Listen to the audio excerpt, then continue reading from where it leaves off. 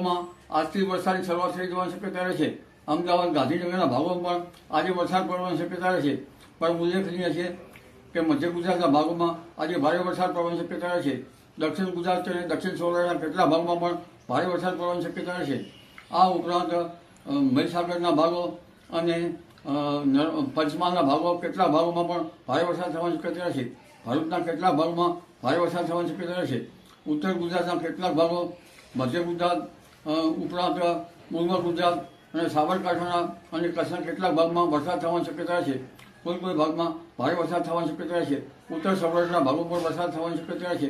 પશ્ચિમ સૌરાષ્ટ્રના ભાગો પર વરસાદ થવાની શક્યતા રહે છે. જામનગરના કેટલાક ભાગોમાં વરસાદ ઝાપટા પડવાની શક્યતા રહે છે. એટલે આ વરસાદ હજુ ઘણા ભાગમાં ભારે વરસાદ થશે અને તારીખ 15 સુધીમાં સૌરાષ્ટ્રના ઘણા ભાગમાં ભારે વરસાદ થવાની શક્યતા રહે છે. ગુજરાતના અન્ય ભાગમાં ભારે વરસાદ થવાની શક્યતા રહે છે. આ ઉપરાંત 24 જુલાઈથી 30 જુલાઈમાં પણ રાજ્યના ઘણા ભાગોમાં વરસાદ થવાની શક્યતા રહે છે અને કેટલાક ભાગમાં ભારે વરસાદ થવાની શક્યતા રહે છે. 2 થી 8 ઓગસ્ટમાં દક્ષિણ ગુજરાતના ભાગોમાં ભારે વરસાદ થવાની શક્યતા રહે છે. તાપી નદીનું જળસ્તર વધવાની શક્યતા રહે છે.